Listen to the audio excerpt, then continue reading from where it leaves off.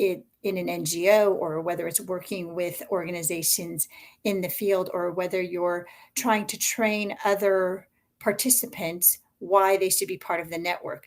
The network should help to do your work better. It should help you to get your work done more efficiently, more effectively, and more sustainably. So I'm going to share a few case studies from my work in order to give you a better sense of what that looks like. So you see the value of a network from people who are working in the field, rather than kind of from this high level, let's just create a network and come together for meetings. That's not the primary purpose. The primary purpose is getting the work done in the field. Next slide, please.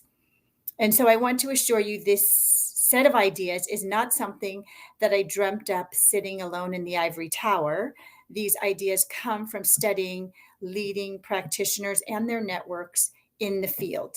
And as I shared with you at the outset, the range of organizations is quite broad that I've looked at, as well as the not only by issue area, but also by the type of organization.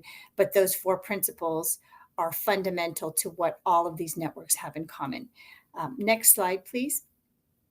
So let me just share one case study that I came upon early in my research that really illustrates this. And as I describe the network, I ask that you please think about your own situation and see if there are any parallels to what I'm sharing with the case study. Even if these case studies are very different contexts, very different types of organizations, if you think about it from the perspective of what's the larger purpose, what's the larger goal, what are some current challenges that you're facing, or what this case protagonist is facing, and how did they overcome or solve that problem through networks. That will get you in the mindset of what Marty and I were talking about earlier, of this network leadership mindset. So let me just share a case study or two, and then you'll get a better sense of what we're describing in the concrete rather than the abstract. So this case is about Guide Dogs for the Blind Association, which is the world's global leader in training and breeding seeing eye dogs. They're based in the UK.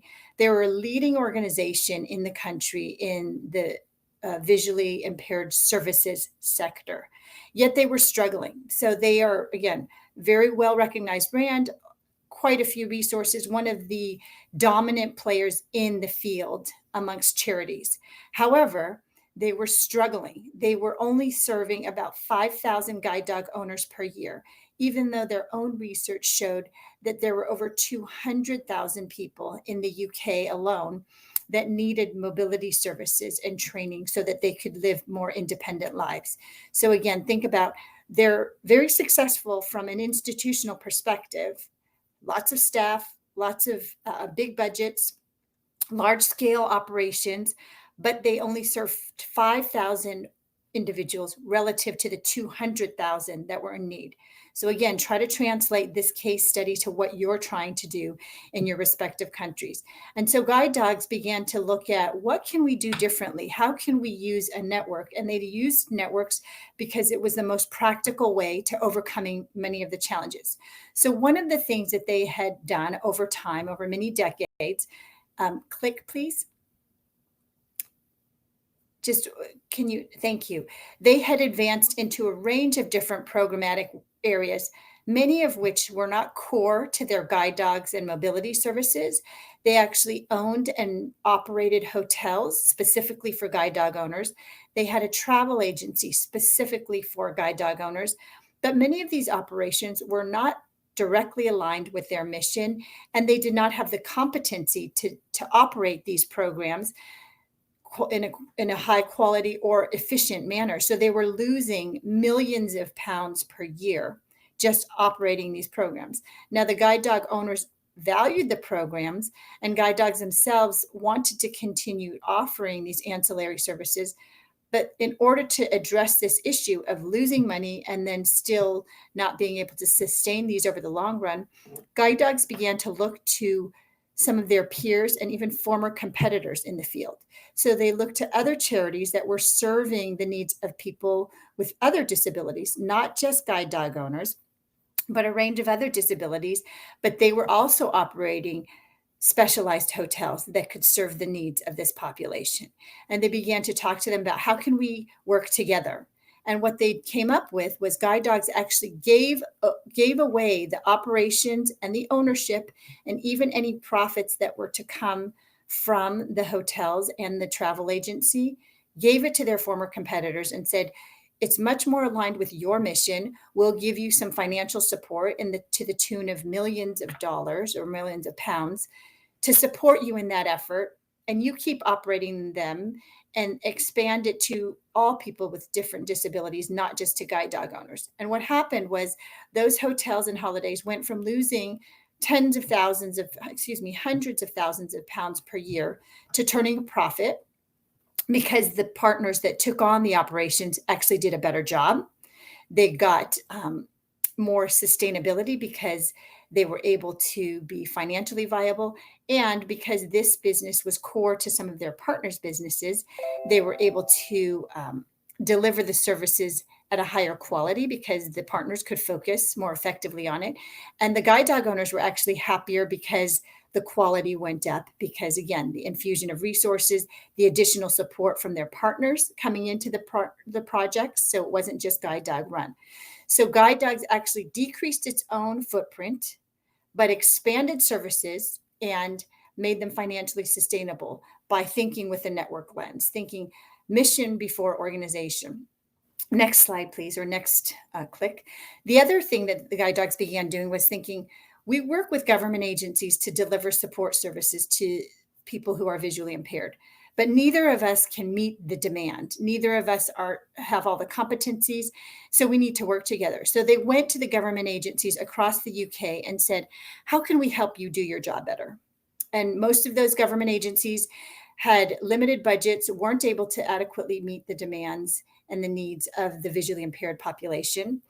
And so what guide dogs offered was to say, why don't we help you, government agencies, deliver more services by offering free training to other nonprofits, offering training to our former competitors who also offer services, mobility services to the visually impaired, but we have an expertise in guide dogs and mobility in general, and we'll train some of your other entities, other NGOs on the ground for free because we can't do this job alone. So we'll provide that free training, and government agency, we will support you. We'll provide some additional funding for you to expand your quantity of services because that's aligned with our mission. And if we work through you, we'll be able to support some of these other organizations on the ground in the field that are not our organizations. You can work where we don't already have a presence, and then we can get to greater scale. So what happened was guide dogs began partnering with a number of local agencies. They built a network of over a dozen partners in country, and found that through working directly with the government agencies, providing not only financial support for services, but also training and competence training for some of the other nonprofits offering services for the visually impaired, they were able to double the number of people that they were reaching with services. Even if guide dogs wasn't offering or controlling all of the programs, they were able to expand that because of the connection with the government agency, because of the connection with other nonprofit agencies on the ground. They were able to grow faster and increase their impact without necessarily expanding guide dogs' own operations. So those government partnerships and the hotel and holiday partnerships really began to shift guide dogs' reputation within the field of service providers for visually impaired individuals, began shifting their reputation from kind of being a dominant player that was very competitive, that wasn't necessarily good at working with other parties or partners, to one that was, wow, they're a really good network partner. They're willing to share their resources. They're willing to offer their expertise, and they're not trying to get the credit. In the partnership with the government, it was all the government was forward facing, and guide dogs was playing this behind the scenes role. And that led to, next slide, please, this larger purpose and the larger network that they became part of, which was a global movement that was to not only address blindness and prevent blindness, but also to help people with visual impairment live more independent, productive lives. So they became the UK chapter of this global movement, for Vision 2020 that they ultimately became part of other national organization network that were working to address this on a global scale. So again, they began to set their sights on something much bigger than their own organization, and they decreased their own scale, but became more efficient and effective at delivering the impact. Next slide, please. So this is a quote from Geraldine Peacock, who was the CEO at the time that really initiated all of these changes. And it was really remarkable to me. She was one of the first leaders that I learned about that was working in this networked way.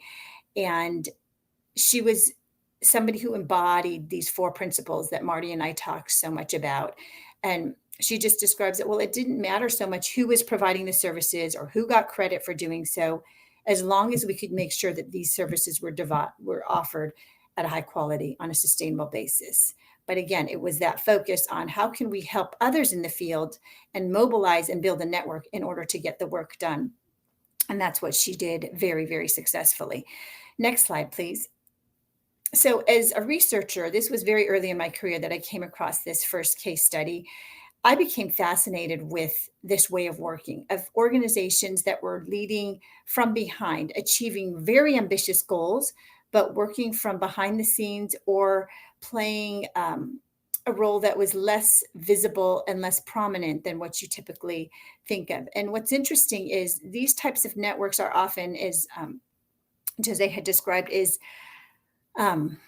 they're the most impactful leaders you've never heard of, because so often people who are effective and skilled at working as network leaders are actually more ambitious than most, but at the same time more humble than most, and that they have a large scale vision of what they'd like to accomplish on the ground, in the field, in their countries, in their communities. But at the same time, they know they can't go it alone. They know the institution itself, their own organization, the resources under their control are never going to be enough. And so what do? Well, they look to others and they say, well, who else is out there that I can support?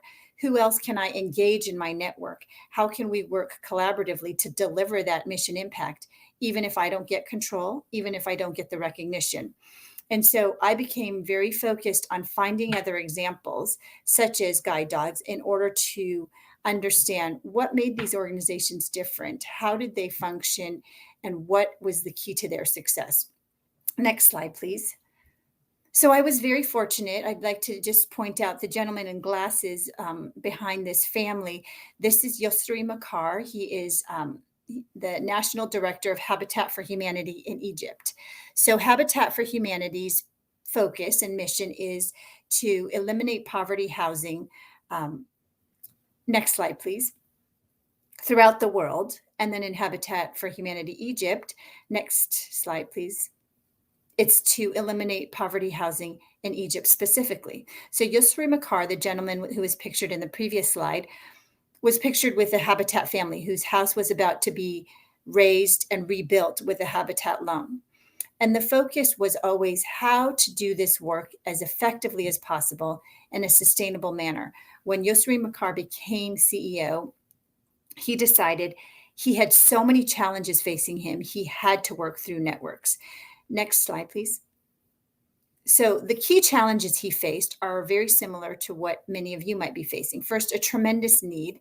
There were 20 million of 70 million people in Egypt living in poverty housing, in mud brick homes with dirt floors, no plumbing, no electricity. And he was tasked with addressing that mission in his country.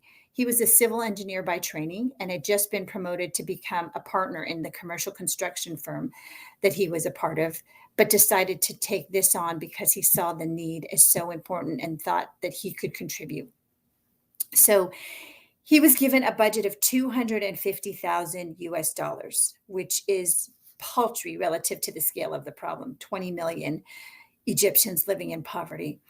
And so given the limited resources and the low brand recognition, because Habitat for Humanity is a US-based organization that has a Christian value base and in Egypt, that's not the dominant religion. And so they actually had quite a difficult time getting registered as a charity in order to operate. So legally, they had to operate with a partner. They had to operate under the auspices of another organization until they could get their legal registration. So that partnership mentality was fully baked into the program. The next issue was that there were 13,000 plus NGOs on the ground. So there was extremely harsh competition amongst other organizations for funding and for board support or for volunteer support. So he faced all of these challenges with this very lofty mission. Next slide, please. And many of you might begin to see, next slide, please, the challenge, which is a very lofty mission, but severely limited resources relative to the scale of the mission. So if you think about your own countries, if you have this large scale goal of digital transformation of TVET in country, you've got some resources, but it's relatively limited compared to that large scale mission, because getting the connectivity available throughout your country, getting students to adopt a new approach, whether it's on cell phones or through computer labs or whatever the channel might be, developing the technology, the connectivity, getting people to adopt a new way of working and learning. And then, of course, the scale of the mission, your job is never done. Even if you've succeeded with one class of students, you have countless others ready to be trained and served through that. So that universal dilemma is what Habitat's CEO faced as well. Next slide, please. But this is one of the lessons that I learned from Yusri's work also, is that he describes his work very simply, because I asked him, Yusri, how did you come up with a network approach? He certainly didn't learn it from me. In fact, I have learned all of these 4 principles from studying network leaders like Marty, whom you met this morning, and Yusri, and countless others who've worked in this way through their whole careers for many years, if not decades. And he describes simply, I use this Egyptian proverb, the basket with 2 handles should be carried by 2 people. And so it was very common sense to him to work in this networked way. Next slide, please. And so the typical Habitat model was they do a housing program, which is they provide low to no interest loans to homeowners who are screened and selected to participate in the program. And then they help to rebuild and provide more adequate housing for the selected families. And the selected families also volunteer and mobilize their community and neighbors to come help build. And then when the next Habitat house in the community is built, that beneficiary also participates as a volunteer. So it's this virtuous cycle of houses being rebuilt with an infusion of capital from Habitat. And the typical model is that's what Habitat does, is housing. Next slide, please. But of course, we all know with poverty housing, there are all of these other root causes for how people end up in poverty housing. Next slide, please. Next slide, please. So all of these other factors, education, economic development, adequate health care, all are critically important to keeping people out of poverty housing. Next slide, please. So then Yusri thought about networks as a solution. And again, not because he learned it from me, but because this was the most practical way to get to the scale of impact that he wanted. Next slide, please. Which was mobilizing all of these other players who had a focus on education, economic development, healthcare, and housing to say, how can we work together to collectively address this problem? Because until all of us succeed at addressing our respective missions, we will never get to eradicating poverty housing in our countries. So he often would look to partners such as economic development agencies and say, you are an expert in microfinance and you have a great program in that. And you have a gap in housing, but that would also help with economic development.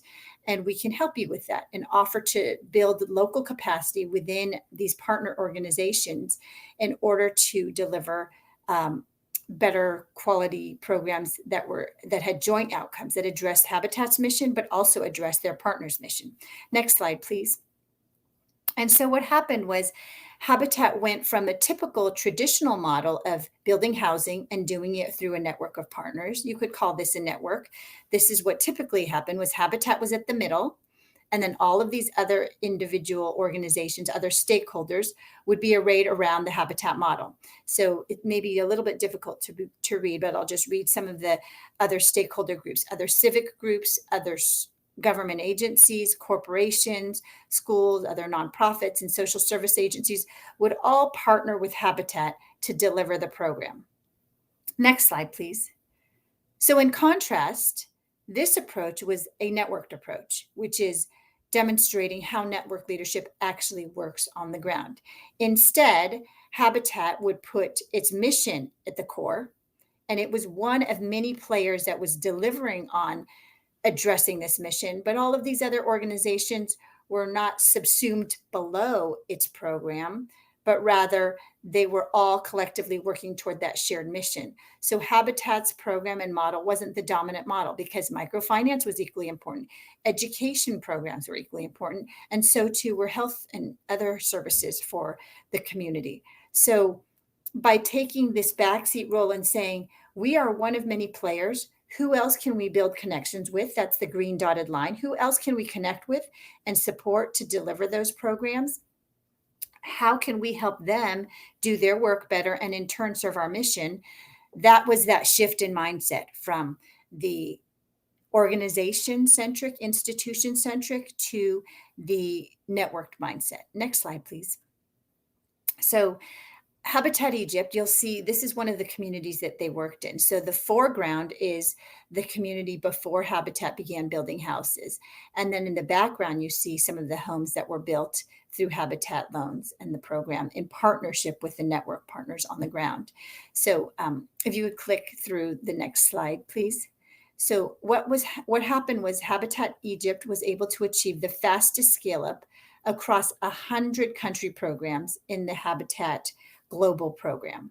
So the fastest scale up, meaning they were building 20 to 30 houses per year and then built 1,000 houses the first year that Yosri began building these networks. The typical country program would take a few decades, sometimes to get to just double digit house numbers. Habitat Egypt was able to get to exponential growth. The effectiveness. Habitat has a revolving loan program. So the homeowners are expected to repay the loan, and then also allow other homeowners to have that capital recycled back into the community. So Habitat was able to achieve the highest repayment rates and also get synergies with microfinance programs. In some communities, such as the one pictured here, Habitat was rebuilding hundreds of homes at a time, and there were new opportunities for microfinance entrepreneurs to say, oh, now I can create a small business selling building supplies to my neighbors. That's an economic opportunity that wasn't there before. Or I can create a food vendor stall because there's more and more people active in my community during the day and they can come eat at my restaurant. And that was an entrepreneurial opportunity that became available because of the housing boom in the community. And again, those synergies were often unexpected, but because Habitat was willing to help their economic development partners and work alongside them in delivering these housing programs, that microfinance expertise also served the housing program because the revolving loan program benefited from that financial expertise. And next slide, please. The final piece was that there were so many complementarities between this. Habitat was deliberately building capacity in their partners. Instead of trying to build their own habitat infrastructure to deliver housing, they said, how can we help this community-based organization create its own housing program within their own organization? If they run it themselves, we give them the support, we'll give them initial capital. They'll eventually be able to attract their own funding, which they were able to do because they got the support and learned the competencies from Habitat. Over time, Habitat could exit those partnerships. That is, those community-based partners were able to run a housing program independent of Habitat and deliver housing, attract their own funding without ongoing support from Habitat. So that shift in thinking, again, from Habitat building its own infrastructure and delivering the housing directly in every case was to say, how can we spread and disseminate this expertise into the field and let our community-based partners with our support deliver this and get the capacity and the competence to deliver it on their own. That's what we want. That's how we get to sustainability. Next slide, please. So that unprecedented impact that Habitat enjoyed is very parallel and similar to what Guide Dogs was able to achieve in the visually impaired sector. But again, although these are very diverse case examples, the network principles hold true in both cases. So again, just to reiterate, the mission first came before organization goals and growth and individual achievements. So for example, Guide Dogs, recall, had scaled back its own operations, gave away some of their programmatic expertise, and shared their work with government agencies, with former competitors, other nonprofits, and said, how can we help you deliver this mobility program? And we will grow our footprint with impact, but not grow our own infrastructure. Likewise, Habitat Egypt did the same. They did not grow their scale as the key focus. They focused on how can we get to eliminating poverty housing by building capacity in our peers and even our competitors to help them develop a housing program so they can run it without us. And this, of course, relied heavily on deep trust amongst the partners. Neither Habitat nor the partners wanted to be exploited by each other. And Habitat demonstrated its integrity and willingness to work as a partner by constantly looking to how can we engage you in our network by helping you serve your own mission and your own needs. And as long as that aligns with our own mission, we're happy to lend our support and give you our resources and competencies as long as you are equally committed to delivering on that shared mission. And therefore, that trust enabled them to work in a very humble way, where it was less about Habitat and less about Habitat's brand, but much more about how can we deliver on that shared mission and how can we enable our partners to deliver on that. And if we've done that at the end of the day, we've achieved our goals. And over time, what we see in both cases is this building of a constellation rather than Habitat and Guide Dogs. In both cases, they had the bulk of the resources. They had the bulk of the expertise. They could have been the star. In fact, in many cases, they were kind of leading players in their fields. But instead, they said, how can we take a backseat role? How can we array others around us, other stakeholders, and how can we support them to do their work better rather than force them to take on our agenda? How can we help them serve their own goals and in turn serve our shared mission? And that's how we'll build the constellation. And that's ultimately what happened. So I've studied over dozens of cases that demonstrate these four principles, and all of the leaders in these networks really lived and breathed these principles. It was very common sense and intuitive for them. And then I've just distilled their wisdom and shared it in writings and through my teaching. And that's, again, what we're aiming to share with you all today. So I'd like to just stop and take a few questions and see if you have any remarks or feedback about this now that you've gotten a better sense of what it looks like at the field level.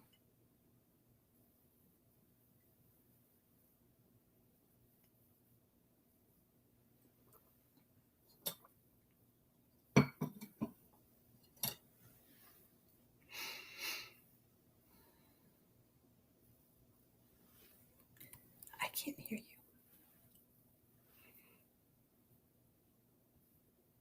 But are there any questions? I can't hear you. There's no sound.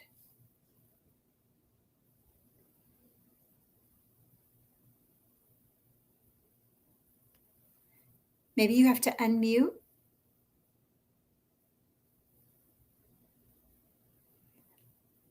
Are there any questions from participants? I can't hear on your end, but I can see that you're... Now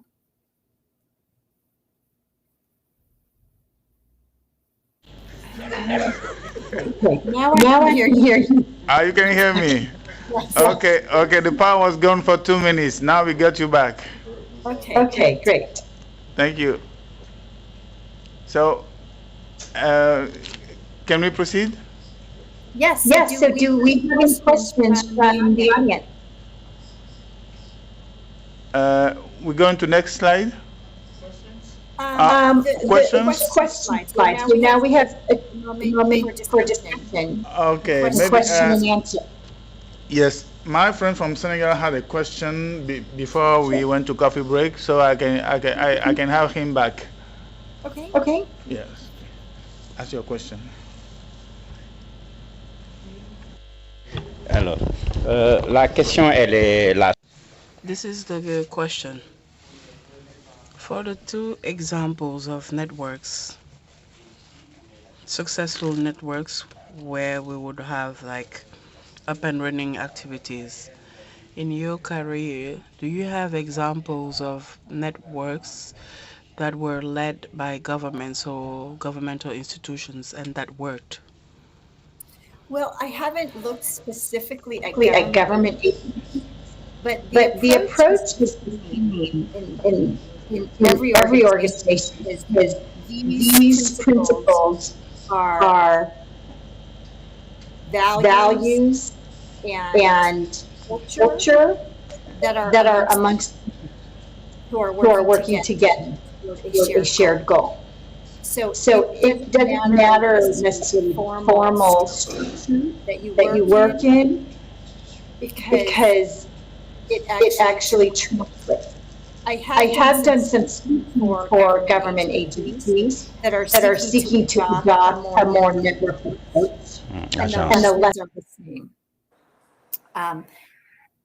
I just happen to have studied nonprofit organizations, but again, this is about human beings working together toward a mission, and therefore, the formal roles and structures are really not that different across sectors. And I've even done some speaking for private sector organizations, for-profit businesses that said, we want our teams to work better together. We want our functional departments to work better together.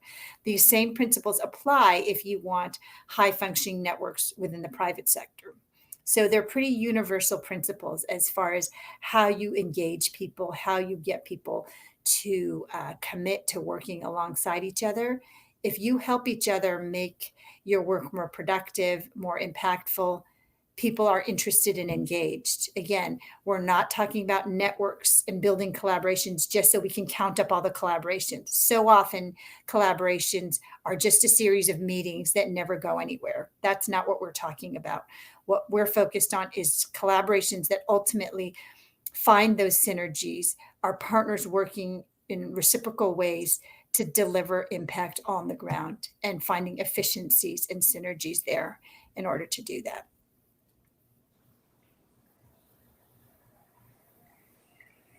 Can I just make one comment? Please.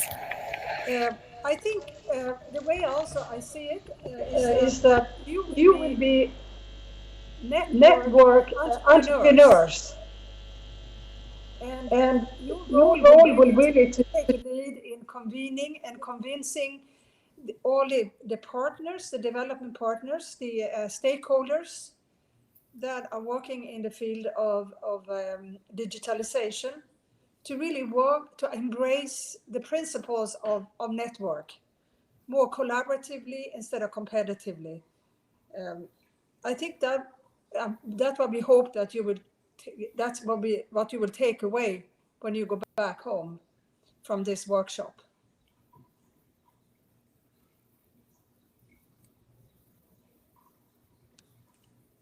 Thank you, Annalie. I think that's really worth reiterating. Building the competencies around the the best way to collaborate and and what you aspire to, the the network. catalyst. That's most important.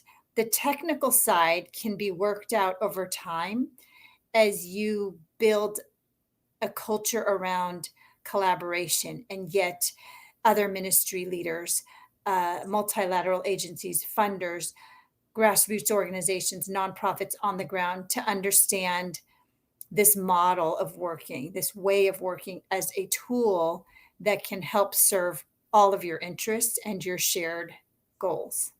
And that piece is probably the most critical because once you get that going, you can get collaboration and other projects that are working in a networked way without your ongoing engagement. That is, you plant the seed for a network way of working, and other people begin to see the benefits of that, they can self-organize. They can start to work in this way because they see the value in it. It's not where you have to force somebody or force everybody to come along with your agenda.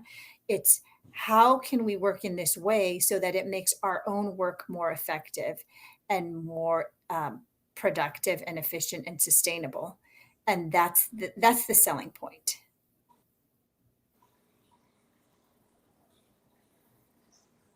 Other questions? Yeah, I can ask my question. Please. Yes, government institutions will be key players in setting up that network, and so far I have read that Annalie has over 10 years experience on the ground advising governments in Africa and Asia on education policy. What do you think may be the main challenge with the government succeeding in setting up that network? Very good question. I think from my experience is to really convince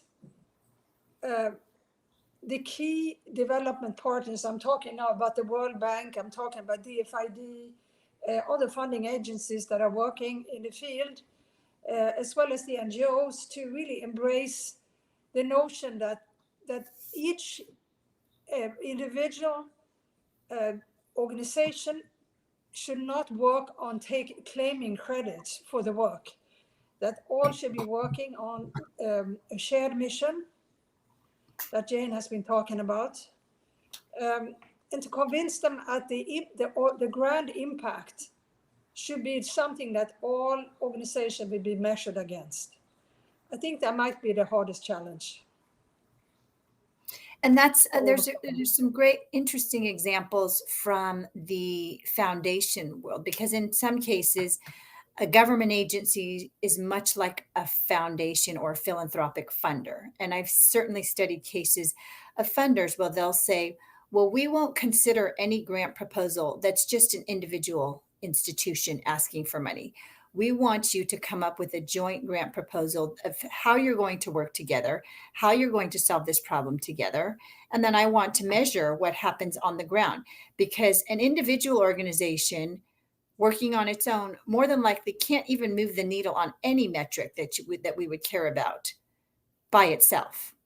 But if you say pulled together 5 or 10 or more organizations to say, let's all work on digital transformation of TVET in this city or in this town, and bring all the relevant players together and start to say, what would happen if we all put our relevant resources into addressing this challenge? And let's track it over time. And you could potentially see that over a few years' time, you might get a dramatic increase in the number of people who were using the technology, who were getting the training that they needed. So a lot of it is realizing, just as we saw with these last 2 cases, is that you can often get more done by letting go of control.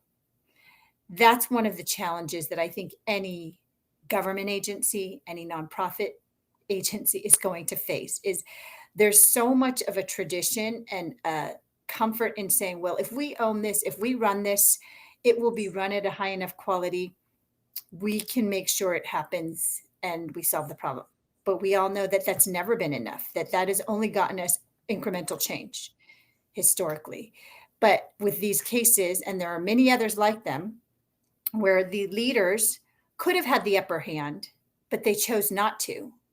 And they instead said, well, it's not about us. It's not about our program or our strategy. It's about the mission.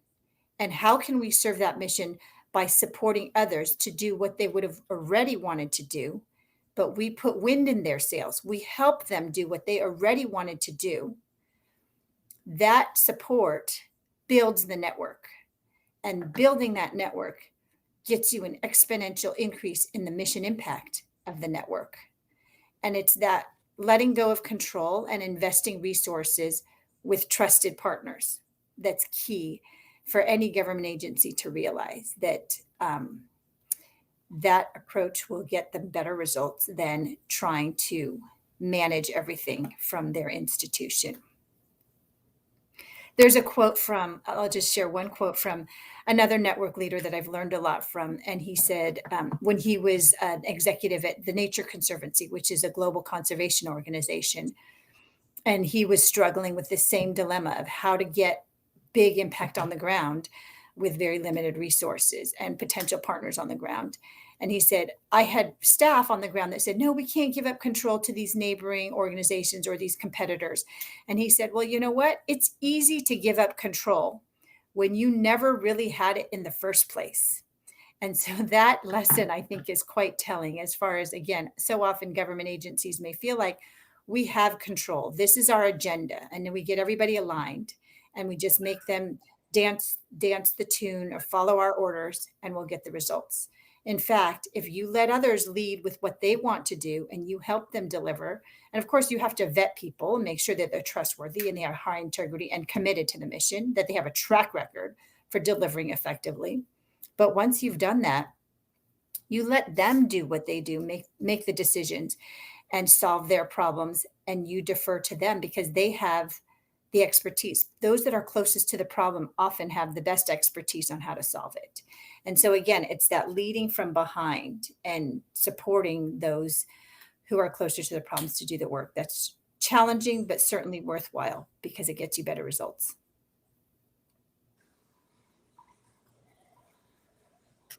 Other questions?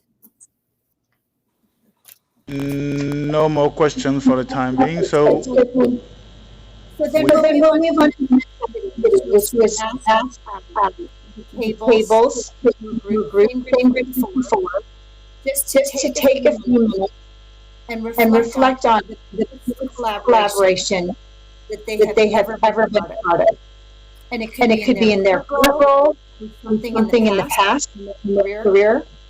But I want you to think about, have you ever been part of a collaboration where you saw any of these 4 principles in place or playing out in your work? So maybe you could go to the previous slide with the 4 principles, and the teams can break out for about 7 minutes, talk about your work, and then we'll share it in the large group. So could you go to the previous slide and then the principles will be there. okay, so we go for 7 minutes. Yes, because we're getting close, and we'll just have the small group share. We do 7 to 10 minutes. That'll be just enough time.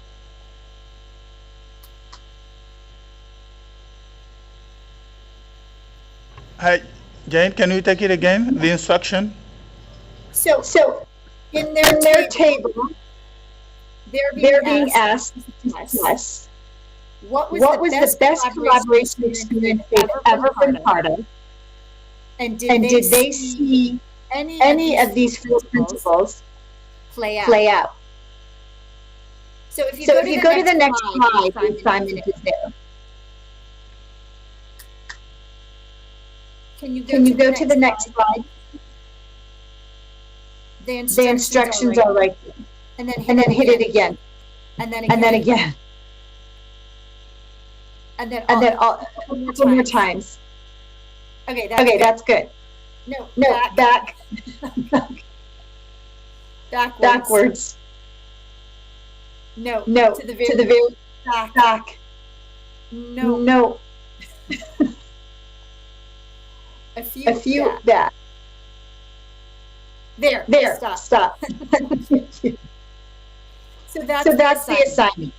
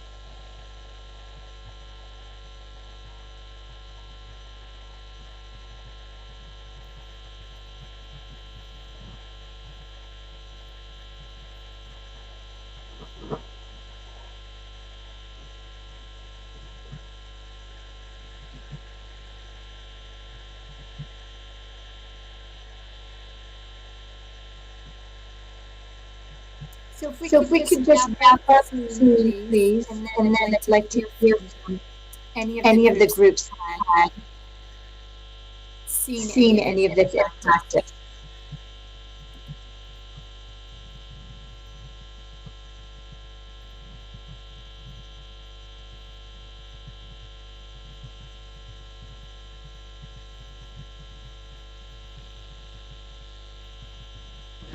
Yes, Jane, you were saying something?